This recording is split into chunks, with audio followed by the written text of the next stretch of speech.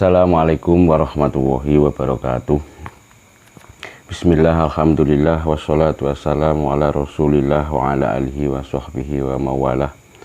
Amma ba'du, fala hawla wa la quwata illa billahil aliyil azim.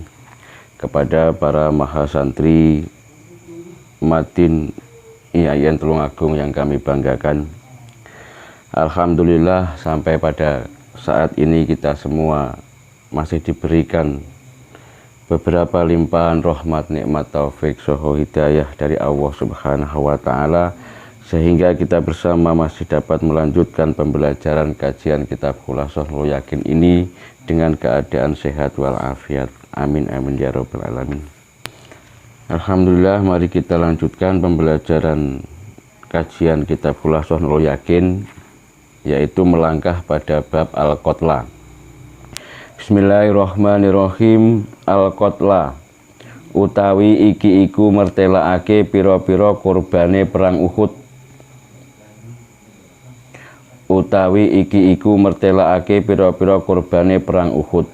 Poin yang pertama, wa qutila lan dadi korban utawa den pateni minal muslimina khalih tetep saking pira-pira wong Islam fi Uhudin ing dalem perang Uhud.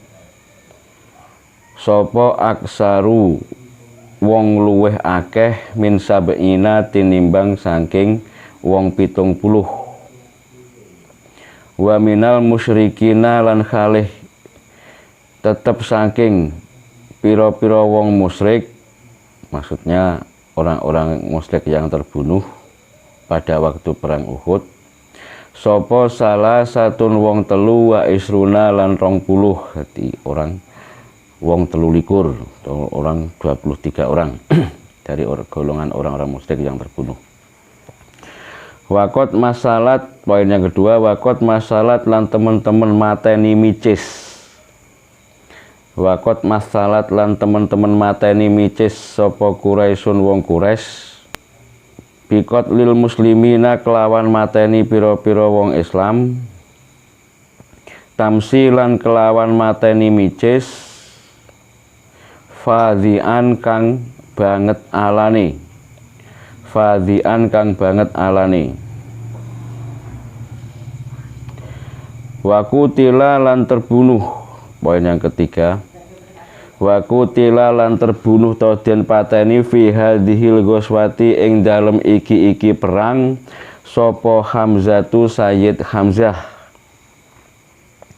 Amur Rasuli, ya iku pamane Gusti Rasul sallallahu alaihi wasallam, ghafalahu kang limpe mateni ing Hamzah sapa rajulun wong lanang. Ismuhu kang utawi arane rajul iku Wahsiyun, Wahsi. Wa baqarat lan bedah tawa nyuwek batnahu ing wetenge Hamzah sopo imro'atun pira-pira wong wadon. Wa akhodat lan ngalap sopo imro'ah kabidahu ing atine Hamzah litak kulaha supaya mangan sopo imro'ah ing kabidahu niku sandingin niku. Falakatha mongko ngemah-ngemah sopo imro'ah ing kabidahu, summa arsalat hanuli ngelepeh sopo imro'ah ing kabidahu. Wakot hazina, poin yang kelima, kita terangkan dulu sebelum melangkah poin yang kelima, kita terangkan dulu dari awal, yaitu al-qatla. Bab al-qatla niki bab menjelaskan tentang beberapa korban atau orang-orang yang menjadi korban yang terbunuh pada waktu perang Uhud, baik dari orang-orang Islam ataupun dari orang-orang musyrik Quraisy. Poin yang pertama, wa qutila minal muslimina fi Uhudin aksaru min sab'ina wa minal musyrikina salasatun wa isruna. Pada waktu perang Uhud, dari pihak orang-orang Islam niku yang terbunuh melebihi dari 70 orang. Sementara wa minal musyrikina salah satun wa isruna, dari pihak musuh atau dari pihak orang-orang musyrik yang terbunuh pada waktu perang Uhud niku sebanyak 23 orang. Jadi kathah atau banyak orang-orang Islam yang terbunuh dibandingkan orang-orang musyrik yang terbunuh pada waktu perang Uhud. Maka perang Uhud niku dimenangkan oleh orang-orang musyrik, meskipun hampir saja atau sebelumnya hampir saja dimenangkan oleh orang Islam karena adanya keteledoran dari para prajurit Kanjeng Nabi yang diberi tugas untuk menjaga benteng Gunung Uhud. Akhirnya orang-orang Islam kalah dalam peperangan perang Uhud ini. Sehingga yang terbunuh dari pihak orang-orang Islam pada waktu perang Uhud niku sebanyak melebihi dari 70 orang, sementara dari pihak musuh, pihak orang musyrik yang terbunuh pada waktu perang Uhud niku hanya 23 orang laki-laki. Poin yang kedua, waqat masalat Quraisyun biqatlil muslimina tamsilan fadian, pada waktu perang Uhud orang-orang Quraisy musyrik niku membunuh orang-orang Islam, orang-orang Muslim niku membunuhnya secara sadis atau secara micis, membunuh secara berlahan-lahan, secara sadis. Jadi diseksa dulu baru dibunuh, tidak langsung dibunuh. Jadi dibunuh secara mistis niku membunuhnya secara berlahan-lahan, disakiti dulu baru dibunuh. Tamsilan fadian, dengan mateni micis yang sangat-sangat jelek, yang sangat hina. Nomor 3, poin yang ketiga, waqutila fi hadhil ghazwati khamsatu amur rasuli ghafalahu rajulun ismuhu Waqsyun. Pada waktu perang Uhud termasuk pamane Kanjeng Nabi ya bernama Hamzah niku juga terbunuh atau dibunuh orang-orang musyrik secara sadis, secara micis niku wau. Sayyid Hamzah pamane Kanjeng Nabi juga terbunuh pada waktu itu dan dibunuh secara sadis, secara micis. Ghafalahu rajulun ismuhu Waqsyun, sementara yang membunuh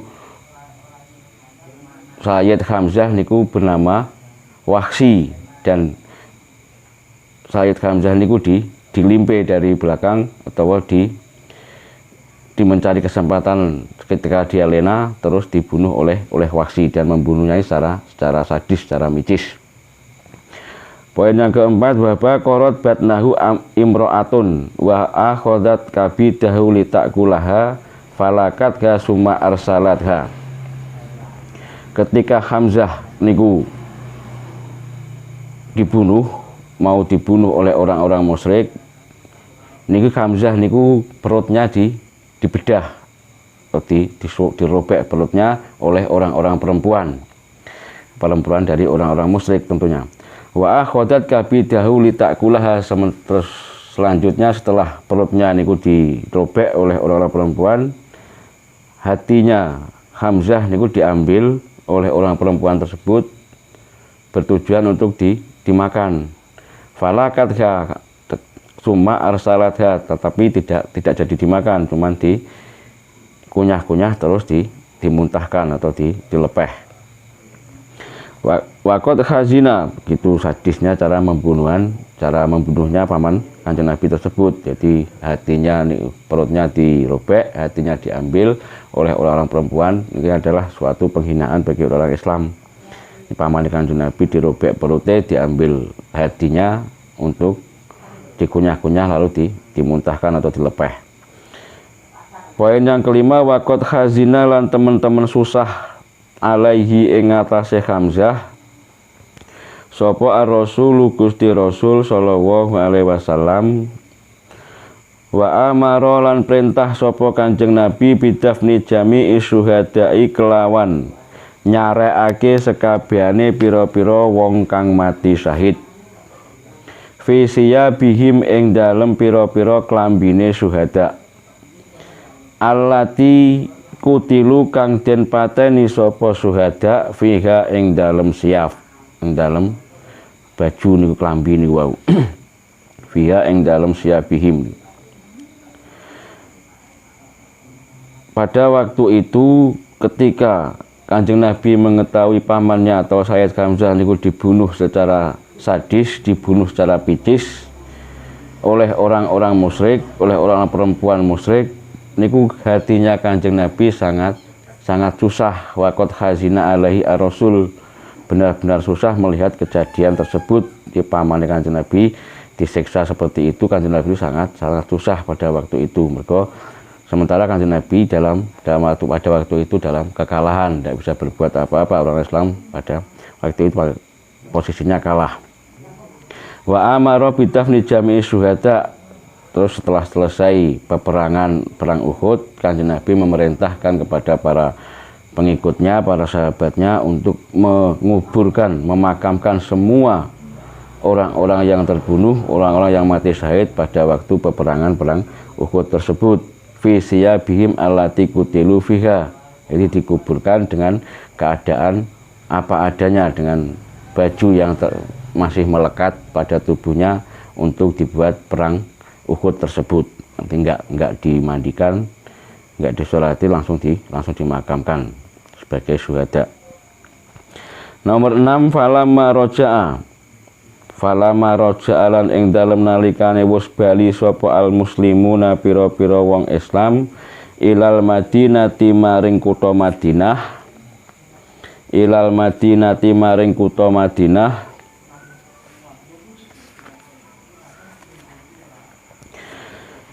sakhira mongko ngino-ngino bihim kelawan al muslimun sapa al yahudu pira-pira wong Yahudi, wal munafiquna lan pira-pira wong munafik.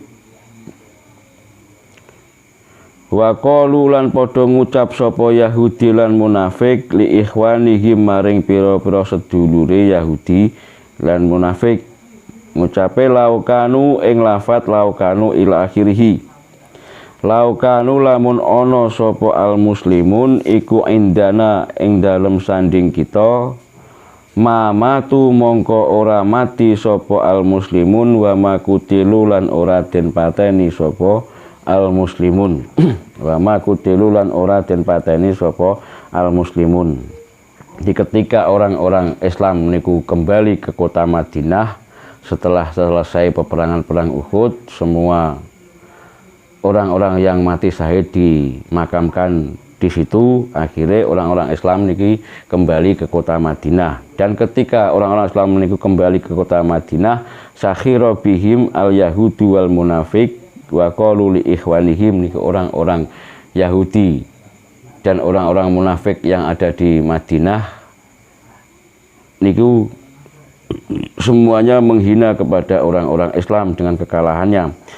Wa qalu li ikhwanihim, sampai-sampai orang-orang Yahudi dan orang-orang munafik yang ada di Madinah niku mengejek orang-orang Islam dan mengucapkan kata-kata kepada para teman-temannya dengan ucapan laukanu indana mamatu wa makutilu.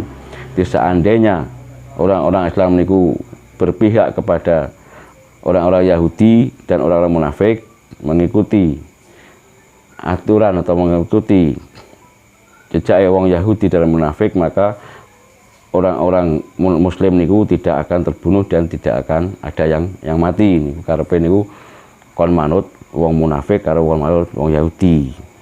Niku suatu kata-kata hinaan, kata-kata ejekan yang dilontarkan kepada orang-orang Islam ketika kembali dari perang Uhud dengan membawa kekalahannya.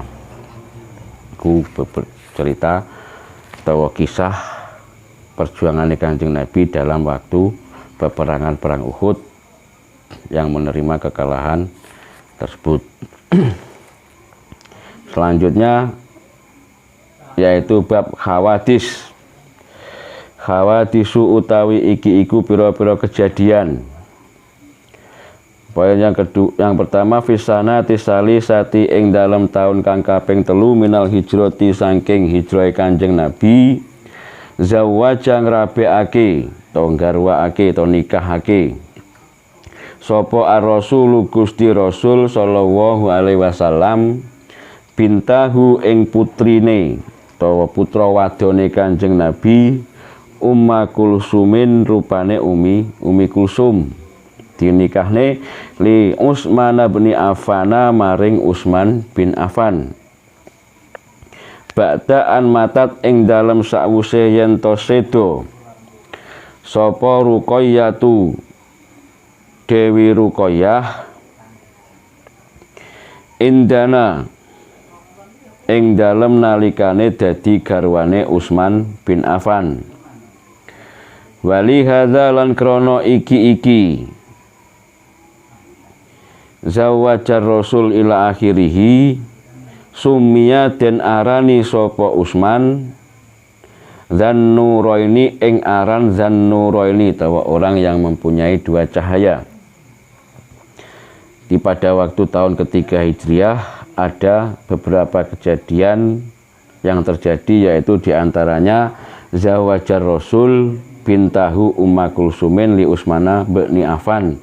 Kanjeng Nabi menikahkan putrinya yang bernama Ummi Kulsum, dinikahkan dengan sahabat Utsman bin Affan, sahabat Kanjeng Nabi yang bernama Utsman bin Affan, dan menikahkan Ummi Kulsum putrinya Kanjeng Nabi kepada Utsman bin Affan itu setelah ba'daan matat Ruqayyah indahu, setelah Sayyidah Ruqayyah atau putri Kanjeng Nabi yang bernama Ruqayyah niku meninggal dunia dan masih dalam keadaan masih menjadi istrinya Utsman bin Affan. Setelah Ruqayyah meninggal dunia, akhirnya Utsman bin Affan itu dinikahkan kembali oleh Kanjeng Nabi dengan putrinya yang bernama Ummi Kulsum. Dengan adanya pernikahan tersebut, akhirnya Utsman itu mendapatkan julukan Dzannuraini atau orang yang memiliki dua cahaya, karena Utsman bin Affan ini pernah menikah dua kali dan dua-duanya adalah istrinya putrine Kanjeng Nabi. Dia pernah menikah dua kali dengan putrinya Kanjeng Nabi semua.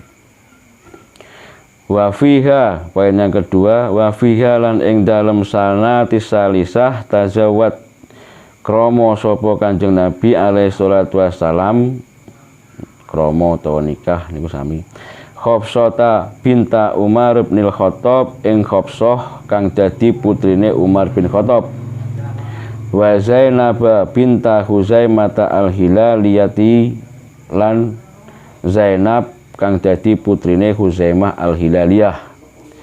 Selain kejadian pernikahan Utsman bin Affan, juga terjadi pernikahan Kanjeng Nabi dengan putrine sahabat Umar bin Khattab yang bernama Hafsah, dan juga pernikahan Kanjeng Nabi dengan Zainab yang menjadi putrinya Huzaimah al-Hilaliyah. Poin yang ketiga, wa fiha lan ing dalem taun wa fiha lan ing dalem sanatis salisah tahun yang ketiga Hijriah wulida dan lahirake sapa Al-Hasan bin Aliyin Sayyid Hasan kang dadi putrane sahabat Ali. Ada lagi kejadian pada tahun ketiga Hijriah, yaitu telah lahir cucunya Kanjeng Nabi yang bernama Hasan yang menjadi putranya sahabat Ali. Sahabat Ali niku nggih mantune Kanjeng Nabi, melahirkan putra yang bernama Sayyid Hasan. Dan Sayyid Hasan itu cucune Kanjeng Nabi. Yang poin yang keempat, wa fiha lan ing dalem sanatu salisah hurimat den haramake opo al-khamru arak, tahriman kelawan ngaramake qot'iyan kang bangsa ora kena den tawar atau kang bangsa mesti, li dororiha krana bahayane khamr fil akli ing dalem akal wal jismi lan badan wal mali lan bondo. Pada tahun ketiga Hijriah juga terjadi ada kejadian, yaitu tentang diharamkannya minum khamr atau minum arak. Di menghukumi haram pada khamr pada tahun ketiga Hijriah ini kelak tahriman qot'iyan, jadi haram dengan secara qot'i, secara pasti. Jadi, maksudnya nggak bisa ditawar. Diminum banyak haram, minum sedikit juga haram, mencoba juga haram. Ini tahriman qot'iyan, secara pasti tidak bisa ditawar-tawar haramnya nih. alasannya mengharamkan khomer secara tahriman qot'ian pada tahun ketiga Hijriah niki alasannya yaitu lidororiha fil akli, karena bahayanya minum khomer terhadap akal, terhadap otak. Di wong lek kakean minum khomer, kakean mabuk niku otake gak iso stabil, otake mesti ngliyor, bahayane nang otak ngoten niku. Wal jismi, dan terhadap membahayakan terhadap badan. Wong lek seneng mabuk, seneng minum arak, seneng minum khomer niku akhirnya badannya niku lemes, berbahaya membahayakan kepada jisimnya, kepada badannya, akhirnya diharamkan secara qot'i. Wal mali, dan juga membahayakan terhadap harta benda. Orang kalau sudah ketagihan untuk minum khomer, minum arak, ketagihan untuk mabuk-mabukan niku harta benda berupa apa saja niku iso habis, bisa ludes untuk hanya untuk membeli minuman keras tersebut, untuk mabuk-mabukan tersebut. Akhirnya pada waktu ketiga Hijriah niki khomer atau arak niku diharamkan oleh Kanjeng Nabi dengan tahriman qot'ian, haram yang tidak bisa ditawar lagi secara pasti. Poin yang kelima, wakanat lan ono opo al khomer iku ghairu muharramatin, ora den haramake opo khomer fi awalil islami ing dalem kawitane mlebu Islam. Summa khurimat mongko nuli den haramake apa khomer tadrijan kelawan bertahap. Lima habbatil arabi krono demene wong Arab laha maring khomer. Wa su'ubati tarkiha lan angele tinggal khomer. Wasu'ubati tarkiha lan angele tinggal khomer atau meninggalkan arak tersebut. Keterangannya poin yang kelima, wa kanat ghairu muharramatin fi awalil Islam. Tentang masalah khomer niki pada waktu pertama kali Islam masuk ke kota Arab niki belum diharamkan oleh Kanjeng Nabi. Summa hurimat tadrijan, akhirnya dengan cara bertahap akhirnya khomer niku bisa diharamkan secara qot'i. Tujuannya nopo kok mengharamkan khomer niku secara bertahap? Alasannya lima habbatil arabilah, karena orang-orang Arab ini sangat menyukai, sangat menyenangi tentang masalah minum khomer tersebut, minum arak tersebut, menjadi kesenangan tersendiri bagi orang-orang Arab tentang masalah minum khomer. Jadi tidak bisa secara langsung untuk diharamkan. Wa su'ubati tarkiyah, dan sangat sulitnya bagi orang-orang Arab untuk meninggalkan minum khomer atau minum arak tersebut. Akhirnya mengharamkan khomer niku secara bertahap dari sedikit demi sedikit, akhirnya bisa menjadi tahriman qot'ian, haram secara pasti, haram yang tidak bisa ditawar pada tahun ketiga Hijriah tersebut. Pada awal Islam masuk ke kota Arab, khomer niku belum haram. Maka sangat sulitnya orang-orang Arab untuk meninggalkan khomer dan sangat mencintainya orang-orang Arab tentang masalah minum khomer tersebut. Niku peristiwa-peristiwa yang terjadi pada tahun ketiga Hijriah. Mungkin sampai sini dulu pelajaran hari ini. Ada kurang lebihnya mohon maaf. Semoga kita semua bisa mengambil hikmah dari pelajaran hari ini, bisa menambahkan ilmu kita, bisa mendapatkan ilmu yang bermanfaat, maslahah fid dini wa dunya wal akhirah. Amin ya rabbal alamin. Akhirnya wassalamualaikum warahmatullahi wabarakatuh.